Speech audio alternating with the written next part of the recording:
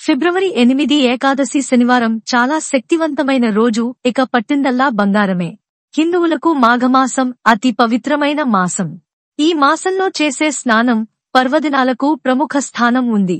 మాఘ శుద్ధ ఏకాదశి ఎంతో పవిత్రమైనది.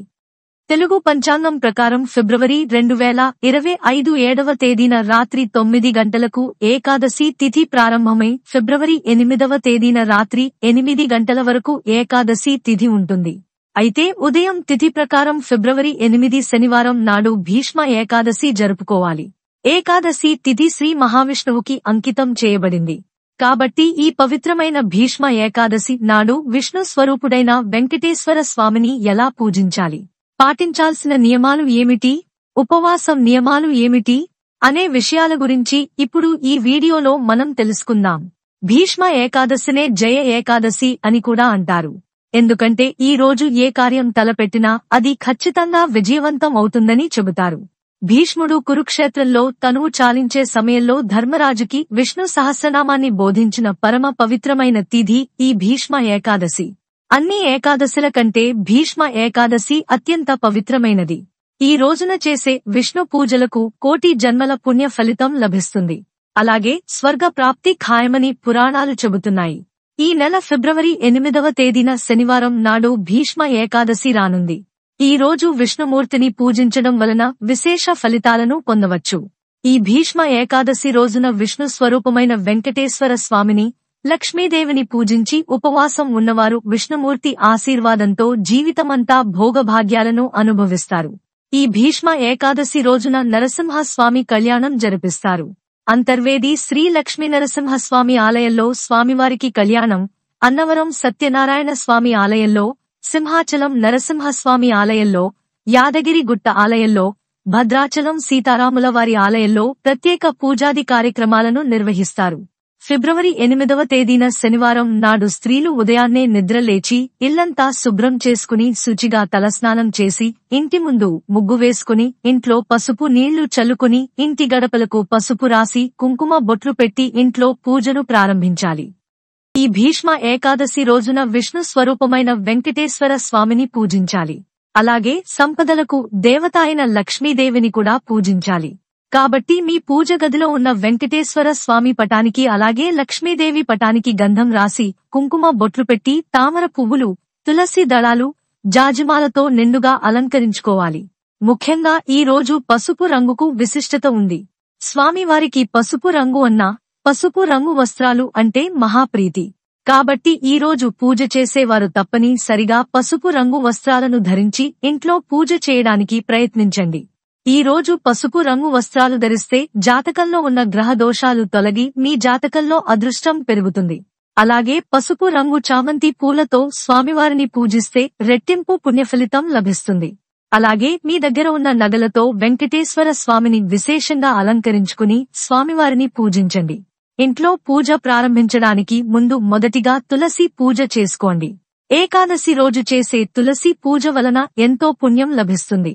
మీ ఇంటికి విపరీతమైన ఐశ్వర్యం సిద్ధిస్తుంది.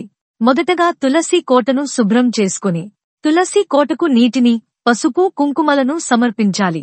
తులసి కోట వద్ద ఆవు నెయ్యితో దీపం వెలిగించండి. ధూప, దీప నైవేద్యాన్ని సమర్పించి తులసిని పూజించి ఆ తర్వాత ఇంట్లో పూజ ప్రారంభించాలి. తులసి దళాలు అంటే స్వామివారికి చాలా ప్రీతికరమైనవి. కాబట్టి భీష్మ ఏకాదశి రోజున ఒక తులసి మాలను తయారు చేసి స్వామివారి పటానికి వేయండి. ఈ ఏకాదశి రోజున ఎవరైతే తులసి దళాలను స్వామివారికి సమర్పిస్తారో అలాంటి వారికి విష్ణుమూర్తి అనుగ్రహం సంపూర్ణంగా లభిస్తుంది. ఈ రోజున పూజ చేసేవారు పిండి ప్రమిదలో దీపారాధన చేస్తే చాలా మంచిది. విశేషంగా ఈ రోజున పూజ చేసేటప్పుడు 2 దీపాలను ఖచ్చితంగా వెలిగించాలి. ఈ రోజు 7 వత్తులతో దీపారాధన చేస్తే అంతులేని ఐశ్వర్యం ప్రాప్తిస్తుంది. కాబట్టి పిండి ప్రమిదలో కాని ఇత్తడి ప్రమిదలో అయినా సరే 7 వత్తులతో దీపారాధన చేస్తే మీరు చేసే పూజలకు రెట్టింపు పుణ్య ఫలితం దక్కుతుంది. ఇక పూజలో నైవేద్యంగా బెల్లం పానకం, వడపప్పును లేదా ఒక చిన్న బెల్లం ముక్కను నివేదించండి. ఇలా స్వామివారికి పూజ చేసేటప్పుడు విష్ణు అష్టోత్తరం, నారాయణ కవచం, శ్రీమన్నారాయణ హృదయం, విష్ణు సహస్రనామాలు పఠించాలి. ఇవన్నీ చదవలేని వారు కనీసం ఓం నమో నారాయణాయ అనే అష్టాక్షరీ మంత్రాన్ని 108 సార్లు జపించాలి. చివరిగా స్వామివారికి హారతి ఇచ్చి, ధూపం వేసి, 3 ప్రదక్షిణాలు చేసి, వెంకటేశ్వర స్వామికి మనస్ఫూర్తిగా నమస్కారం చేసుకుని పూజను ముగించాలి. ఇలా ఇంట్లో దీపారాధన చేసుకుని వెంకటేశ్వర స్వామి ఆలయానికి వెళ్ళండి. ఈ భీష్మ ఏకాదశి రోజున శ్రీమన్నారాయణ దర్శనం చేసుకుని, అలాగే భీష్ముణ్ణి మనసులో తలుచుకుంటే 7 జన్మల పాపాలన్నీ తొలగిపోయి అపారమైన ధన లాభం సిద్ధిస్తుంది. ఈ భీష్మ ఏకాదశి రోజున స్వామివారిని దర్శించేటప్పుడు మీ మనసులో ఏదైనా కోరుకుంటే మీ కోరికలన్నీ స్వామివారి పాదాల చెంతకు చేరుతాయి. ఈ పవిత్రమైన రోజున ఉపవాసం ఉంటే కొన్ని వందల సంవత్సరాల పాటు తపస్సు చేసినంత పుణ్యం లభిస్తుంది. భీష్మ ఏకాదశి రోజున సాయంత్రం సమయంలో మీ ఇంటి గుమ్మం ముందు తప్పకుండా 2 దీపాలు వెలిగించాలి. ఇలా దీపాలు వెలిగించడం ద్వారా శ్రీ మహాలక్ష్మీదేవి మీ ఇంట్లోకి అడుగు పెడుతుంది. ఏకాదశి రోజున పొరపాటున కూడా బియ్యం మరియు గోధుమలను తినకూడదు. అలాగే కూరగాయల విషయంలో కూడా తగిన జాగ్రత్తలు తీసుకోవాలి. ఈ భీష్మ ఏకాదశి నాడు ఉపవాసం ఉండి విష్ణు సహస్ర నామాలు జపిస్తూ ఉంటే విష్ణుమూర్తి అనుగ్రహం మీకు తప్పకుండా కలుగుతుంది. ఈ రోజు భగవద్గీతని పఠిస్తే కూడా చాలా మంచిది. ఈ భీష్మ ఏకాదశి రోజున ఆకుకూరలు, టమోటాలు, చింతపండు అస్సలు తినకూడదు. సుగంధ ద్రవ్యాలకు దూరంగా ఉండాలి.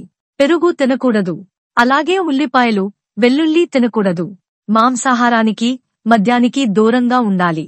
ఏకాదశి రోజున ముర అనే రాక్షసుడు బియ్యంలోకి ప్రవేశిస్తాడట. కాబట్టి ఏకాదశి రోజున అన్నం తినకుండా ఉండాలని ఒక నియమం ఉంది. కాబట్టి భీష్మ ఏకాదశి రోజున అన్నం తిన్నవారికి అనారోగ్యం వస్తుందని నమ్ముతారు. ఏకాదశి రోజున పొరపాటును కూడా నలుపు రంగు వస్త్రాలను వేసుకోకూడదు.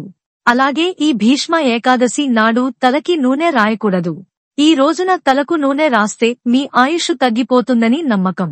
అలాగే ఈ రోజున జుట్టు కత్తిరించడం, గోళ్లు కట్ చేసుకోవడం వంటి పనులు చేయకూడదు.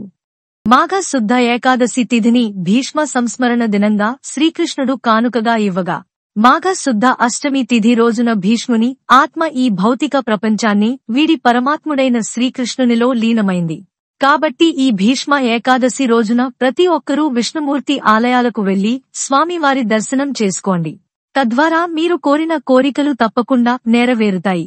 ఈ భీష్మ ఏకాదశి నాడు తప్పకుండా తులసి తీర్థాన్ని సేవించాలి.